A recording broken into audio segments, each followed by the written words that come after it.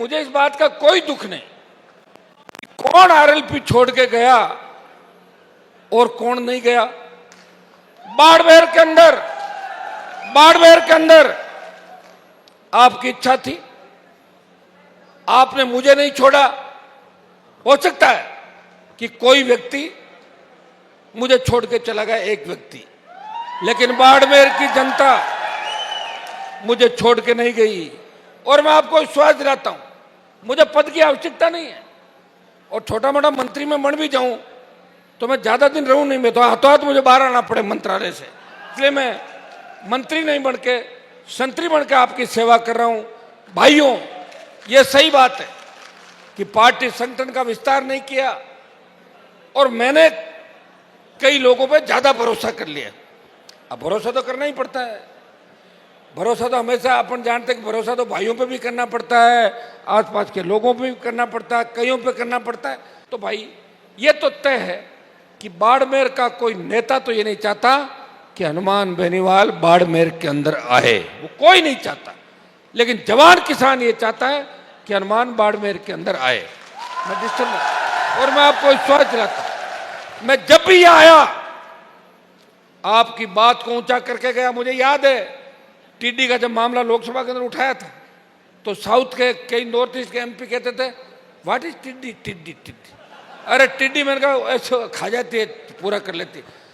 प्रधानमंत्री से सरकार का बयान दिलाया कि फसल बीमा के तहत टिड्डी का जो मामला था उसमें हम पैसा देंगे। अगर यह पैसा नहीं आया उस समय का, मैं आपको विश्वास दिलाता हूं कि एक दिन मुझे अगर और बैठना पड़ा मैं वापिस आऊंगा। सदन की घोषणा है देश के प्रधानमंत्री की तरफ से कि टिड्डी प्रभावित इलाकों को विशेष पैकेज नहीं देके इसको प्रधानमंत्री फसल में कन्वर्ट करके किसानों को मुआवजा दिया जाएगा। ये आपके लिए कराया। दूसरा, बजरी माफिया ये कहता था कि जो भी नेता उसके खिलाफ बोलता है वो पैसों के लिए बोलता है। वो रेट तय कर रखी थी उसने, किसी के 10 लाख, किसी के 20 लाख, किसी के 50 लाख, किसी के 1 करोड़। लेकिन बजरी माफिया का पाला मेरे से पड़ा। बजरी माफिया का ऐसा इलाज किया कि घर पे ताले, एक तरफ ईडी, एक तरफ सीबीआई, और विदेश भगा दिया। बीच के अंदर विदेश भागना पड़ा। और बजरी की दरें जो 700-800 थी, अभी तो अपना आप ही चला रहे हो बजरी का मामला, मुझे पता है, कोई डर नहीं है। लेकिन मैं विश्वास दिलाता हूं बजरी 50 रुपए से लेके 100-125 रुपए के अंदर अंदर राजस्थान के किसान को बजरी मिलेगी। ये हनुमान बेनीवाल की लड़ाई थी। क्या बजरी सिर्फ जाट समाज ही काम लेता? बताओ मुझे, दूसरे समाज लेते हैं तो वोट तो नहीं डाले। बजरी के लिए तो मैं लड़ा, 15 रैली की, भूल जाते लोग, सड़क पर टोल देंगे, पुलिस के डंडे खाएंगे, फिर भी वोट उसी सरकार को देंगे, एक बार कांग्रेस और एक बार भारतीय जनता पार्टी। अगर आप चाहते हो कि लड़ाई को मजबूत करना है और राजस्थान में व्यवस्था बदलनी है तो बाड़मेर से खाली मेरा टाइम ही खराब करना चाहते हो तो 51 का हो गया और 4 साल बाद 55, और उसके बाद 10 साल वैसे नहीं कि लड़ाई लड़ी थी, उम्र भी तो डलती जा रही। अगर तुम बाड़मेर से प्रण लो इस कार्यक्रम से हनुमान जी, और ध्यान एक ही चीज का रखना, आप पिछली बार की तरह नहीं करना कि कोई मेरे साथ गाड़ी में ज्यादा दिख रहा है, वही आरएलपी का मालिक है और वो भाग रहा है, उसके पीछे पीछे भाग के उधर वोट डाल दो। एक ही ध्यान रखना है कि राष्ट्रीय लोकतांत्रिक पार्टी मजबूत कैसे हो।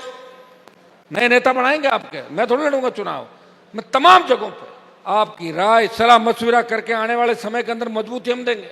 पंचायत राज चुनाव भी आ रहा है, आपका जैसा मन हो अपन बात कर लेंगे। आज तो आप लोगों ने, मैंने प्रोग्राम नहीं दिया, आज तो आपने मुझे प्रोग्राम दिया कि आपको आना है, यह आपने मुझे कहा। मैंने नहीं कहा 16 का, मैंने कहा मैं 16 का कहाँ हूँगा, मुझे लोकसभा में जाना सुबह। आपने कहा आना ही पड़ेगा साहब, हमने खुद ही रख लिया। अब तो ऐसा नेता आपको मिलेगा क्योंकि प्रोग्राम खुद आप ही रख रहे हो। बेचारा घूमता रहता है कि अरे बाड़मेर रख दिया, कहीं सीकर रख दिया, उधर जाओ बीकानेर रख दिया।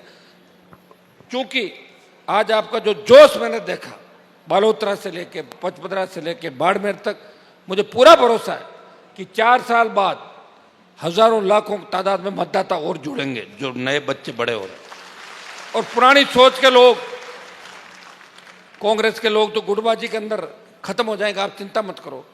कांग्रेस में तो 2 गुट नहीं 5 गुट है, तो ये बिखर जाएगी पार्टी। जिन्होंने राष्ट्रीय लोकतांत्रिक पार्टी को तोड़ा, जिन्होंने तेजाजी महाराज की उस आशीर्वाद से बड़ी पार्टी को तोड़ा, कांग्रेस को उसी दिन श्राप लग गया। नहीं तो कांग्रेस पार्टी के 11 MP आए तो नहीं, पिछली बार कहाँ गए? तो कांग्रेस यही तो थे सारे, क्या हुआ? और यहाँ के जो समीकरण थे मेरे भाई, बयानों पे मत जाओ, यहाँ भी आपकी बात कैसे रही थी आप सब एक दूसरे अंदर से जानते हो, सब लोग इन बातों को जानते हो। मैं तो इतना ही आपको कह सकता हूँ, फर्क पड़ गया। गाड़ी तो कैलाश जी की टूटी, मेरी थोड़ी टूटी थी। कैलाश जी भूल गए उस बात को, बार बार याद दिलाता रहता हूँ। वो कहीं याद को नहीं था ना, क्या मैं करूँ मांटी केन की करूँ, मैं कद करूँ। लेकिन मैंने लोकसभा के अंदर DGP से लेके तमाम जो नेता थे, तमाम आपके अधिकारी पुलिस के, उनको बेंचों पे बाहर बिठा के उनके फोटो देखे थे अपने जूते उतरवाते हुए। तो मेरे अंदर इतनी ताकत थी, मैं कहाँ चलाता।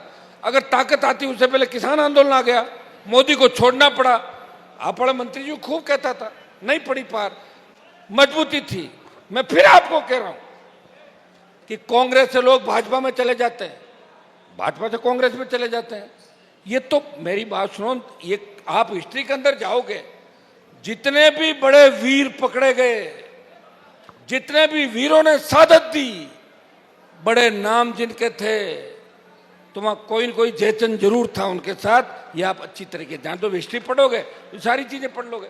इसलिए लेकिन मैं बाड़मेर को, जोधपुर को, नागौर को, राजस्थान को अकेला व्यक्ति था। बहुत बड़े इलाके थे, या तो 50, 60, 100 किलोमीटर के 4 जिले तय कर लेता, 15 MLA आ जाता अपने 4-5 जिले के अंदर। मैं पूरे राजस्थान में लड़ रहा था। 2 साल कोविड में चले गए, संसाधनों की बहुत बड़ी कमी थी, आप तो जानते हो सारी बात। क्योंकि बाड़मेर की जो हुंकार रैली थी, वो देश की सबसे बड़ी रैलियों के अंदर शुमार थी। इसमें 7 लाख से ज्यादा जवान किसान आए थे। और बाड़मेर नहीं, हनुमान बेनीवाल को नई ताकत और ऊर्जा दी। और बाड़मेर नहीं, बाड़मेर के जवान किसानों ने या कांग्रेस BJP को भी रात को एकजुट कर दिया। बाड़मेर के जवानों के जोश ने यह कहा कि अपने एक हो जाओ। वो नागौर से क्यों आ रहा है? आपको क्या तकलीफ है? चुनाव लड़ने थोड़े आ रहा हूं, मेरे भाइयों की मदद करने के लिए आ रहा हूं, और आगे भी आऊंगा। चुनाव का रिजल्ट कुछ भी रहे, कुछ भी नहीं रहे, लेकिन मेरे भाई के अगर सुई भी देश के अंदर चुभी तो हनुमान बेनीवाल उस जगह भी जाएगा। गुजरात के राजकोट के अंदर जिस तरह राजकुमार की हत्या की गई, तो आपके समाज के नेता नहीं है क्या? वहां के राज्यपाल है अपने समाज से, देश के उपराष्ट्रपति है, दिला देता हाथों CBI जांच। मैंने मना किया क्या? लेकिन हनुमान बेनीवाल लड़ेगा। भाइयों, लड़ते लड़ते लड़ते लड़ते दुश्मनियां तो दुनिया भर की बढ़ जाएगी। और वोट अगर अपने को नहीं मिला तो फिर उम्र तो रुकेगी नहीं मेरे से। या तो कोई ऐसा टीका आ जाए कि 200 साल उम्र और हो जाए तो मैं ढाणी ढाणी चला जाऊं।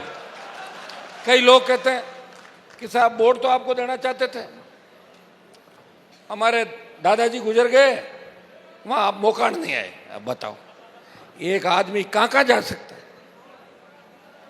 साहब शादी में नहीं आए, तो मैंने कहा मैंने टाइम तो नहीं दिया। बोले टाइम तो नहीं दिया, मैंने आपका नाम लिखा दिया था। अरे मेरे भाई, मुझे लोकसभा में रहना पड़ेगा, विधानसभा में रहना पड़ेगा, लेकिन मैं मेरे लिए थोड़ी जी रहा हूं, मैं तो आपके लिए तो लड़ रहा हूं। 1998 से लेके 25 साल अगर मैंने समय दिया तो मेरे भाइयों को, किसानों को, दलितों को, शोषित तबके को राजस्थान के अंदर समय दिया।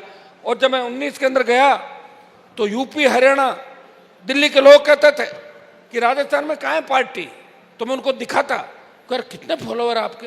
लेकिन मैं तो कांग्रेस BJP है, और बात सही भी है। जब चुनाव हुए वोट 1-1.5 लाख ज्यादा आ गए, और हमने भी प्रयास किया कि गठबंधन के साथ, हमारे शेड्यूल कास्ट के भाइयों के साथ, ASP, RLP